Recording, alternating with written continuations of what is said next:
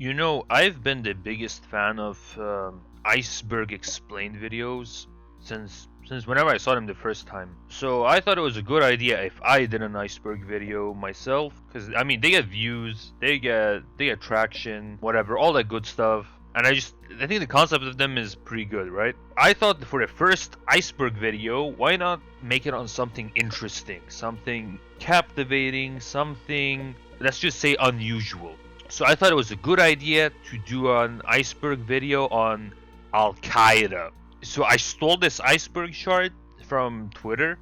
I'll probably have it on the screen or whatever. I'm not even going to give him a proper shout out because I went through his profile. I'm not even going to bother too much. But shout out for creating that. I mean, it's an interesting thing. I had to go through it and look into it. And I mean, it's fucking Al-Qaeda, guys. Like, if you haven't heard about Al-Qaeda, by the year of 2025, I think you're either newborn or you're senile.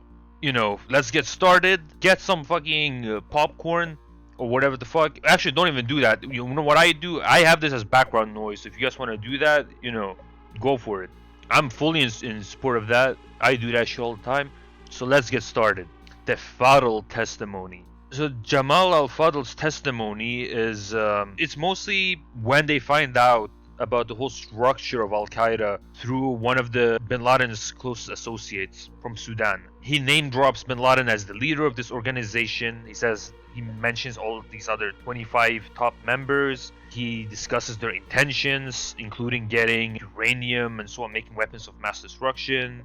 He exposes generally how the organization functions. He talks about how they have fatwas, like religious rulings, permitting the killings of other Muslims, things like that. It's not really that deep. He was known for being a womanizer, apparently. That's an FBI note, I guess. So, you know, take it that as you will.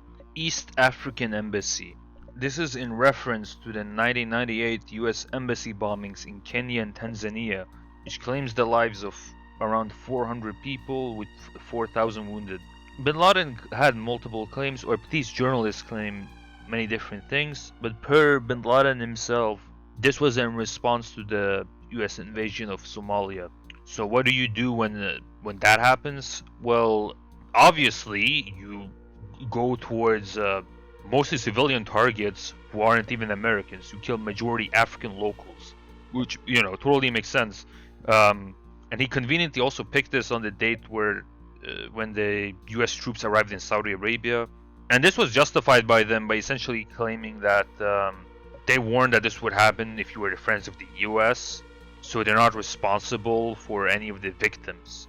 Which again, I don't think makes any sense, because what do Kenyan civilians have to do with the United States? I don't know.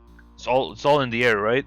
Yeah, essentially these attacks were made by having a lot of bombs in cars and just ramming into the embassy buildings, using a lot of high explosive material. The group took responsibility, was normally used by the Egyptian Islamic Jihad, which we will talk about later, so don't worry about that. USS Cole. So this is about the Al-Qaeda attack on the US Navy in Aden, in Yemen. This event caused the US to shift their entire anti-terrorism or naval doctrine, because this just came at them. Suicide attack, right? So it didn't anticipate it, didn't shoot at it. Then probably should have done it, right? They should have probably done it. 17 US Navy sailors were killed, 7 were injured. It's considered the deadliest attack on a United States naval vessel since 1987. Al-Qaeda claimed responsibility for the attack. The US considered the Sudan liable for the attack, and Sudan decided to just pay back the money, you know, in like 2021. That's when the agreement actually came in. Of course, this was hailed as a great victory for Bin Laden when he was in Afghanistan. They got more recruits. A lot of Gulf states were sending money. But to be fair as well, at the end of the day, most people who were involved in this, they died. Straight up. One of the guys who was involved, killed by these missiles that the US has, who shred you up. So, I mean, I don't know if you'd want to have that. Another guy was just sent to Guantanamo Bay. So if you want to get waterboarded or whatever, you're like, yeah, I know you'd want to do that. The Bin Laden King Fahd split. So some people might not know this, but Bin Laden comes from a very wealthy family from Saudi Arabia. So it's kind of natural that he's gonna have these ties in Saudi.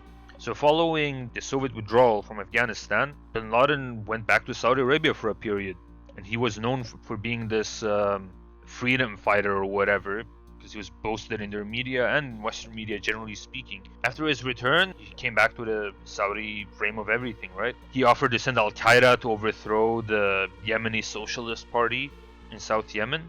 He tried to disrupt the Yemeni unification process by assassinating Yemeni socialist leaders. Saudis told him to just, chill out because they talked with the Yemenis and whatever. And he just continued. But yeah, at the end of the day, he still continued to work with Saudi intelligence. He worked with the Pakistani intelligence. He tried sending 800. He led 800 Arab foreign fighters during the Battle of Jalabad, which was one of these battles in Afghanistan after the Soviet withdrawal. So the Afghan socialist government was still fighting. The thing was, they were unsuccessful. So that was just a blunder on his end. Later on, by 1990, bin Laden offers the Saudi family of supporting them against Iraq. Because Iraq invades Kuwait, there's a big fear in Saudi that they'll be next. And bin Laden offers them to just take Al-Qaeda instead of the US support. And he didn't care. He just said like, oh, we'll fight him with our religion. We are religious, right? We're gonna go through with this. So obviously I just told him like, yeah, thanks, but no thanks. We're just gonna have the US forces in Saudi instead. And bin Laden just has a spurg out. He doesn't enjoy any of this. And he says that, the American unbelievers are ruining everything. And that the Saudi monarchy is being complacent with this non-believer, infidel state. He tries to get all this support within Saudi. None of them really go with him on this. And him just criticizing the Saudi monarchy just doesn't work because, it's Saudi fucking Arabia. So that doesn't really work. So he's under house arrest until, he's forced to leave to Sudan. And we'll get more into the Sudan arc later because it plays a major role in all of this. The Afghan-Soviet War, everyone should know this by now, but the thing that made bin Laden famous initially, gave him the clout or whatever, was his role in the Afghan-Soviet War. Because he was, as mentioned before, he was a wealthy Arab from Saudi, and he used his money to aid these rebels in Afghanistan. So he went there. Of course, he had the money. There was also the money that came through Operation Cyclone, which is, the CIA's and Pakistan, all these other factions who aided within Afghanistan, these other groups. And bin Laden was involved in that. Bin Laden was involved with these other people who established Maktab al-Khadamat, which I will mention this later on as well. This was the way they funneled money, arms, and fighters into Afghanistan. All of this money came from abroad, not just Arab countries, but even the US and Europe and so on. Pay all these fighters and so on. Bin Laden became pretty popular since he led a lot of these Arab volunteers. And generally speaking, that's where a lot of his clout came from, because he was known for, he was presented in Arab media a lot, even Western media to some extent, but they used this point to make him into this sort of hero figure, to idealize him or whatever, which obviously, if you know history, this came to backfire very hard later on. AQ in Sudan. Okay, now we're reaching to the part about bin Laden's arc in Sudan. So some people might not know this, but Sudan was led by Islamists during Bashir and these other characters in that country during the National Islamic Front. They invited bin Laden to relocate to their country, and essentially Sudan wanted to be this headquarters for just expanding this Islamic cause. And bin Laden already had this money and all that on him, so he was investing a lot of this into Sudan's construction and all that. And Al-Qaeda at the time thought bin Laden was pretty smart with this, and they wanted to just move themselves to Sudan. And this happened for a while, so for a while they were based in Sudan. And during this time as well, bin Laden is actually investing. So I don't mean just a terrorist organization, I mean they're actually building, securing contracts to build airports, they're doing all these projects, they're building roads or whatever, because they have the money. Yeah, and bin Laden's family, they relocated from Afghanistan to Sudan. He was gonna build these roads and everything. They brought all this construction equipment, and all these Al-Qaeda businesses started being established in Sudan. And of course, when the Sudanese government couldn't really pay for any of this, they were compensated. They just gave the company land instead, and this just made Al Qaeda pretty powerful in Sudan. So they basically had the monopoly on their entire agriculture sphere, generally speaking. They had a lot of the land, they had a lot of the farming. So they would just tell Al Qaeda people to do this, while on the down low you'd have these training programs and teach these veterans how to do shit. Just keeping them in touch with war and so on. Of course, this didn't last forever because in 1996, Bin Laden was asked to leave Sudan because the US was pressuring them. Very much so, because there was an attempted assassination on Hosni Mubarak, the president of Egypt at the time, and they saw him as connected to it. There was a huge chance that Bin Laden and Al Qaeda were connected to it because of a aforementioned organization, the Egyptian Islamic Jihad, which we'll talk about later, and about its connection to Al Qaeda. And Bin Laden left Sudan to, of course, Afghanistan. And this is, it's something. CIA funding. Okay, now we're getting kind of spicy. Okay, this is it shit people don't want to talk about because it's inconvenient or whatever. Some might even deny it. They might say that, oh look, CIA couldn't have done it because Pakistan did it. Guys, let's be fucking for real now, right? You think Pakistan in the 80s had zero contact with the US? They didn't know where the money went. That's not even, Bin Laden himself admits that Arab volunteers that were recruited at his Pakistani-based camp underwent training by Pakistani and American officers with the weapons provided by the US and funds provided by Saudi. So I don't know what more you need beyond that. Also, the other thing is, Bin Laden's key Afghan allies during the war, like Haqqani and Hekmatyar, were some of the CIA's greatest beneficiaries. What the fuck you call it? CIA's pay pigs, bro. What the fuck do you want to call that? With Haqqani being backed directly by the CIA without any Pakistani intelligence role at all. Generally speaking, aid the growth of Bin Laden. And the CIA generally backed the Pakistani attempt to recruit and train foreign mujahideen or whatever from around the globe, and using these Islamic organizations to just have these broad foreign members just coming into Afghanistan. On top of this, the British Foreign Secretary between 1997 to 2001, Robin Cook, I don't know who the fuck let him cook his name, would state that Bin Laden was though a product of a monumental miscalculation by Western security agencies. Throughout the 80s, he was owned by the CIA and funded by the Saudis to wage jihad against the Russian occupation of Afghanistan. Al-Qaeda, literally the database, was originally the computer file of the thousands of mujahideen who were recruited and trained with the help of the CIA to defeat the Russians.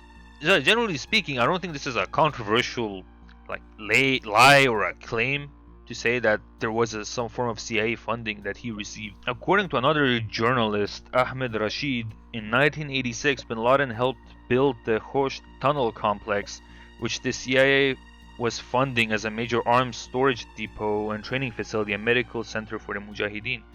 Although Bin Laden would elsewhere claim that the Americans had no mentionable role and they are lying when they say that they cooperated with us during the Soviet-Afghan War, in a 1995 interview, Bin Laden himself said, "To counter these atheist Russians, the Saudis chose me as their representative in Afghanistan.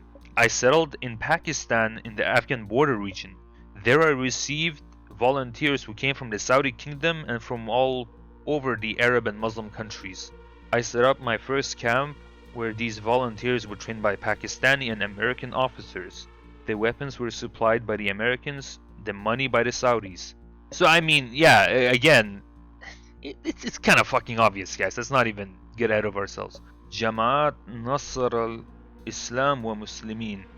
Okay, so this is another AQ affiliated group. This time in West Africa.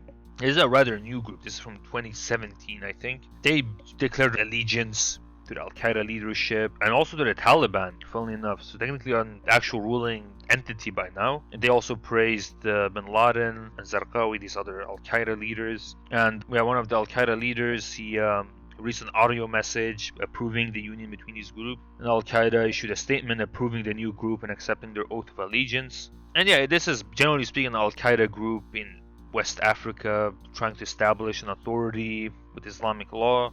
And it's a generally recent group. In 2022, the Africa Center for Strategic Study said that this said group does not have wide popular support at all. It lacks it. Tora Bora. Okay, now this is pretty fucking funny. So real ones remember when Bin Laden used to have this as his HQ. Basically in the early 2000s, maybe in the 90s, there was this Afghan mountain area where Bin Laden and all his supporters were at. And in 2002, I believe, sometime in the early 2000s, the US pushed towards this area in the war against terror in response to 9/11. Now you'd think the US would probably get this done, whatever, since Bin Laden was actually present in this area. Somehow, this does not occur. They fail to capture him. They kill a lot of these major Al-Qaeda people, don't get that wrong. But a lot of these Afghans that they were working with, these militias and so on, that were supposed to be this new army, they were beefing with each other or taking care of their fast more than the actual battle, so they would withdraw and leave the Americans to fight alone to break their fast or whatever. And at some point there's a ceasefire made, which, I mean, I don't know why the fuck they would agree to a ceasefire. Yeah, generally speaking, the progress was very slow because of the Afghans retreating every night to break their fast, while a few US special forces alone would have to fight. And a lot of people bring this up, like, why didn't they just send more soldiers or whatever? And no one really has an answer to that. They really didn't send everything to this area where they knew Bin Laden was at, and Bin Laden escaped. He just escaped from this battle. And there are a lot of theories and stuff that he probably just crossed into Pakistan, or even that Pakistan sent helicopters to evacuate him while they were doing these brief ceasefires where Al-Qaeda would supposedly surrender, but Bin Laden and these people would just run away. So this is basically a big American blunder. That's what this is. They essentially just let him leave and escape. Nick Berg. Okay, now this is a more bitter and fucked up one. Nicholas Evanberg, American freelance radio tower repairman. He really went to just Iraq for work or whatever after the occupation. He was just straight up kidnapped, and they claim this was a response to Abu Ghraib torture and prisoner abuse that happened during the US occupation. Initially, they had found his body decapitated on the Baghdad overpass. They informed his family, they didn't say he was decapitated. Later on, there's a video on the internet that gets released, and it's called Abu Musab al-Zarqawi Slaughters an American, which shows a video of him introducing himself. He's wearing an orange jumpsuit. He mentions his name, he mentions his father's name, his mother's name, his siblings, where he's from, and he's straight up beheaded by Zarqawi, who later on becomes the Al-Qaeda leader. Might have even been the Al-Qaeda leader at the time, I'm not too sure. And yeah, this used to be pretty big on internet. This was like a big gore video, basically. People would share this around and shit. It's pretty vile. I don't know why you'd kill some US civilian yet again, like at war. I don't know. That's just me. Civilians, I don't know. Civilians, I don't think are a fair target. But who am I to judge, right? Charlie Hebdo 2015. Okay, guys. Real ones remember when this shit was everywhere, dude. 2010s were fucking crazy because of this shit. So Charlie Hebdo is a French magazine, which I think, yeah, it goes pretty far. Now, would I say it goes far enough for people to be justified in doing just random terrorism? Yeah, I don't know about that. So basically, because of this Charlie Hebdo skit on Muslims or whatever, I remember this. This went crazy at the time. They killed 12 people, injured 11 others. They claimed they were Al-Qaeda in the Arabian Peninsula specifically. They fled after the shooting, triggered a manhunt, were killed by French police. Then other attacks occurred afterwards. One of them was the Kosher supermarket siege, which a French-born Malian Muslim took hostages and murdered 4 people, all Jews, before being killed by French commandos. And in response to this, France did this massive manhunt, tried to find all these suspects, we exchanged fire with the police.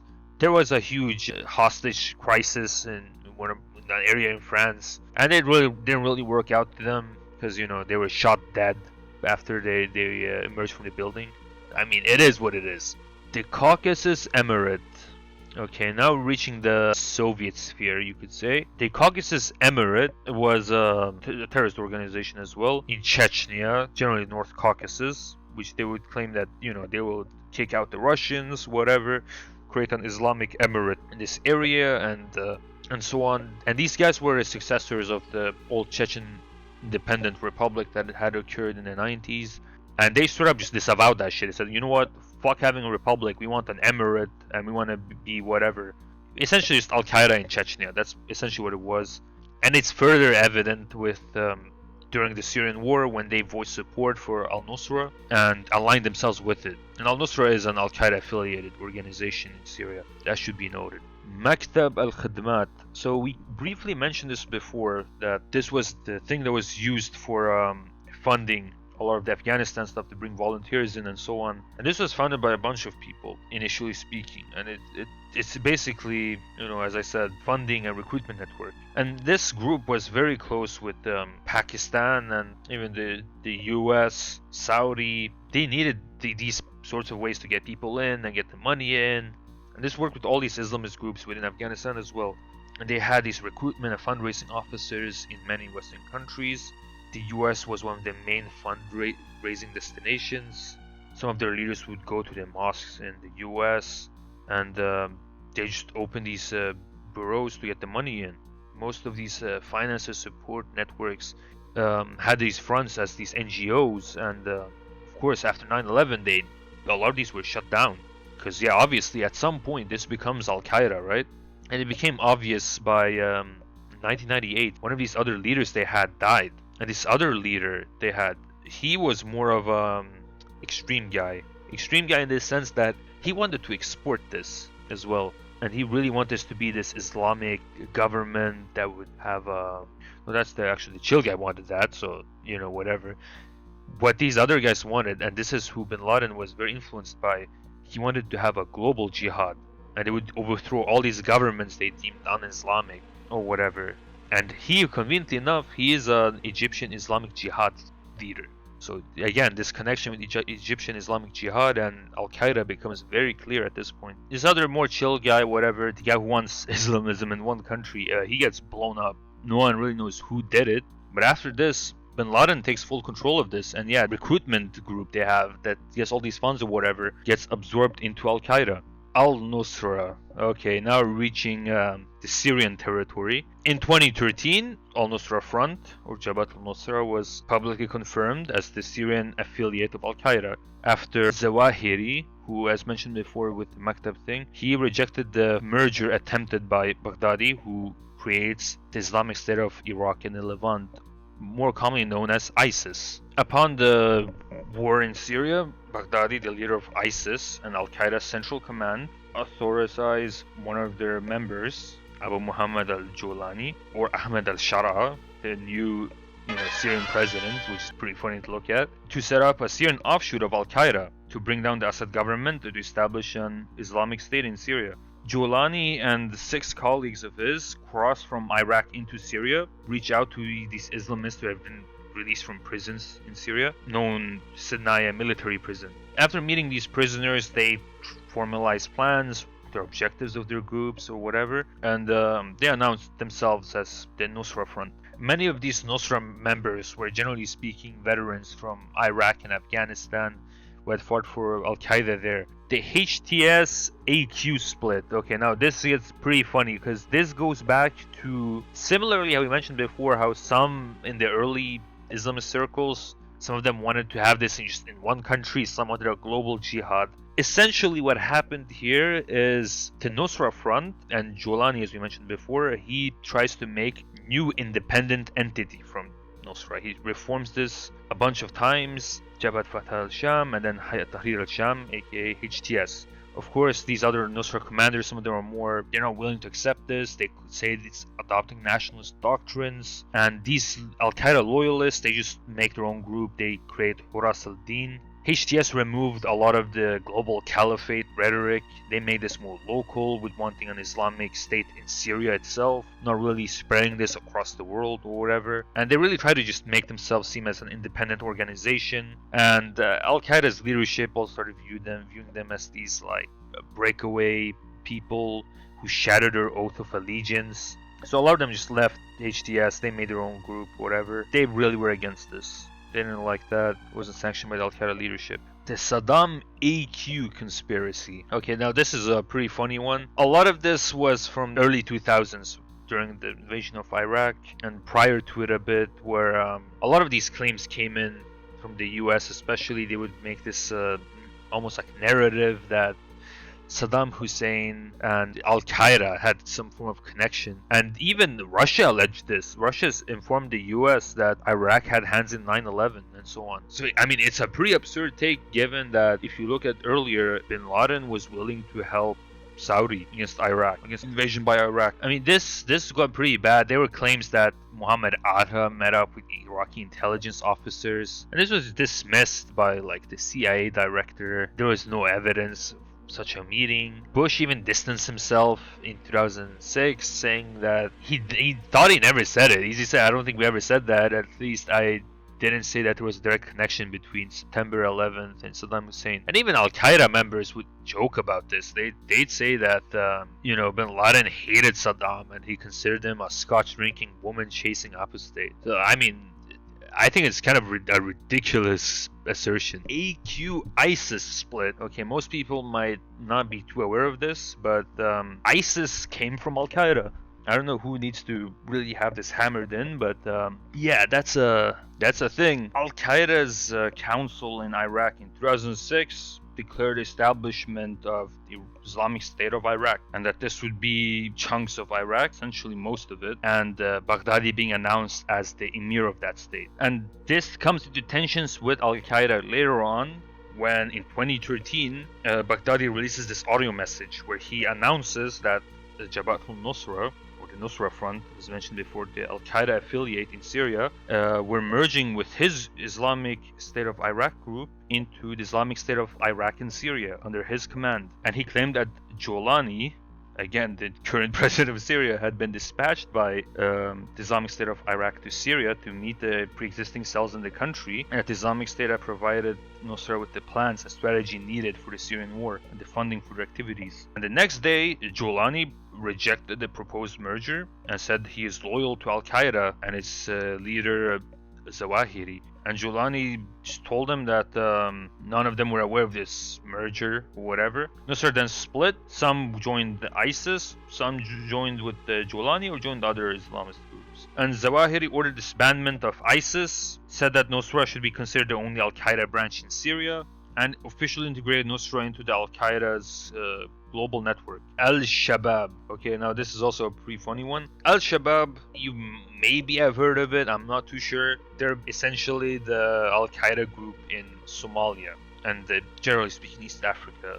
They were pretty big and still are pretty big in Somalia, and there's their war over there. They justify their attacks on civilians and government forces. Some people would say that they were not really Al-Qaeda initially, that they just got into it over time, since these were connected more to these local Islamic courts or whatever for the longest time. And they would just harbor these Al-Qaeda leaders. But Al-Shabaab did declare itself allegiant to Al-Qaeda. They said they had a video saying at your service, Osama, where they showed their allegiance to bin Laden and everything. And Zawahiri accepted them as their affiliate. And of course, Al-Shabaab pledged their allegiance to him as well, and he confirmed their alliance. Letter to the American people. Okay, now this one is a big one. Bin Laden had let's just say a piece where he supposedly critiques the United States. And one of his things is, he has multiple points, to be fair. One of them is that he doesn't like the fact the US is this rejection of Islamic Sharia law or whatever. And he thinks that the US secular legal system is like evil, while the divine law of Islam is the opposite of this product of human desires and everything. And he condemns how the economy works in the US, and he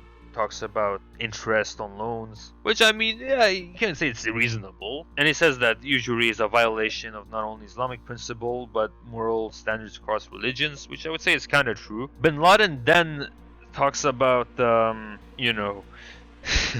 this is how it goes from like 0 to 100 pretty fast. So he goes from interest on loans are bad, and that his economic policies, they cause these, injustices and all that. And then he says the Jews are controlling the United States policies, media, and economy. So I mean, yeah, he goes from 0 to 100 pretty fast. He just goes for the JQ, and then he goes further. He says, actually, American civilians a fair target because they're taxpayers. Therefore, they're supporting every Arab being killed. Which, I think that's kind of a psychotic fucking analysis. But then he just says, well, Americans just become Muslim, and that'll fix everything. Which, I don't know how the fuck that works. So what? So if he's like Muslim, but he still pays tax, is he like still killing Arab children? Like, I don't get it. Anyways, Bin Laden also demands the US withdraw its military forces from Muslim lands and end its support for corrupt leaders in these regions, and cease interfering with Islamic education. And he says this will just escalate shit if those demands are not met. Which, again, it's like, okay, so if it's not in Muslim lands, it's fine, apparently. That's what I'm getting from this.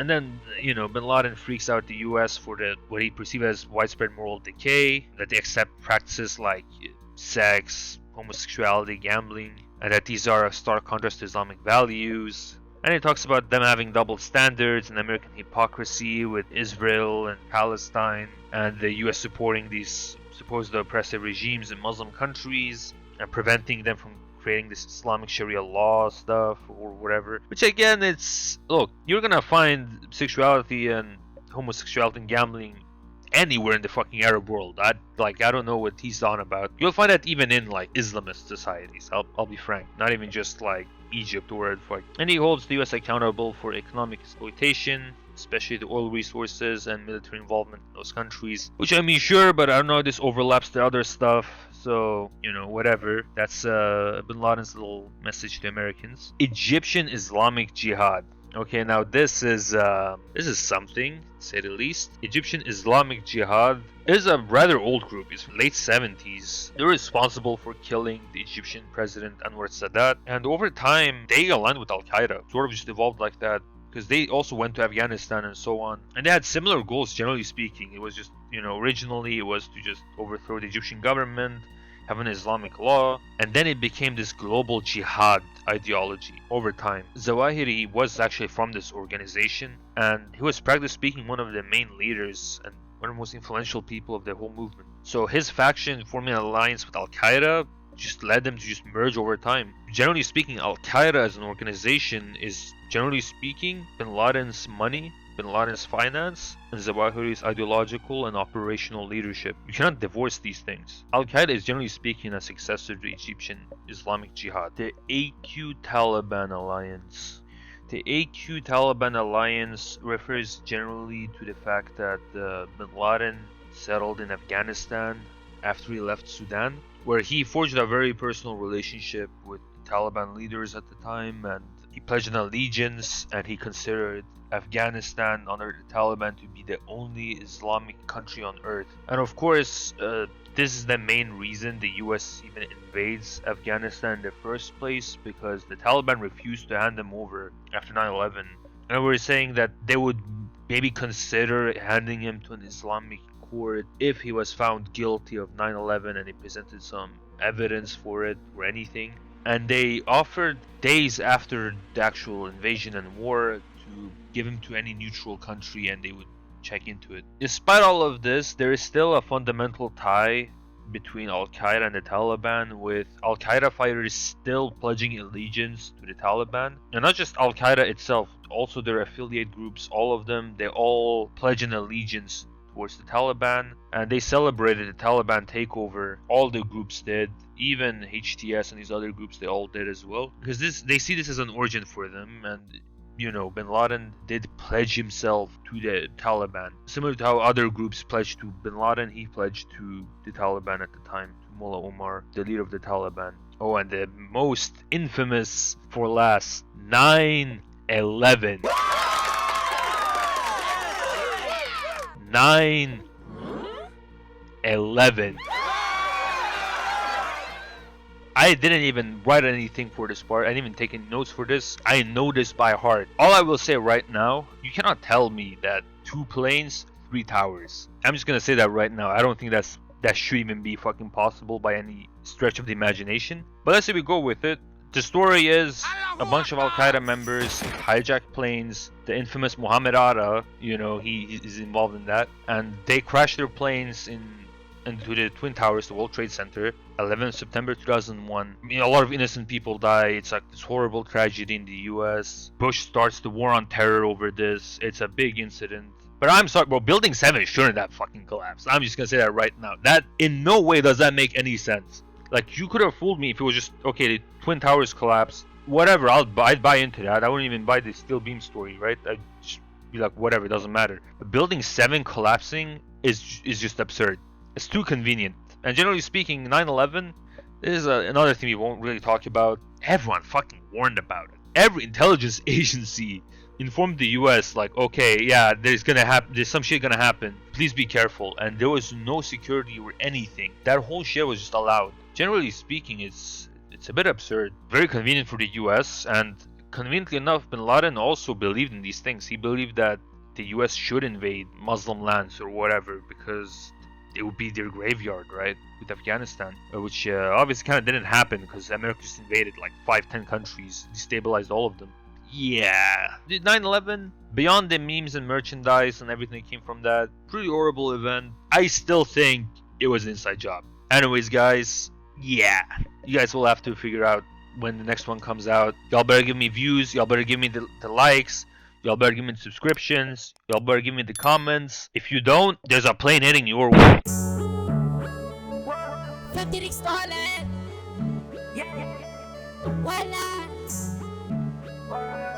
Mohammed, your first night. Give me that gun on me, I can't get a taste.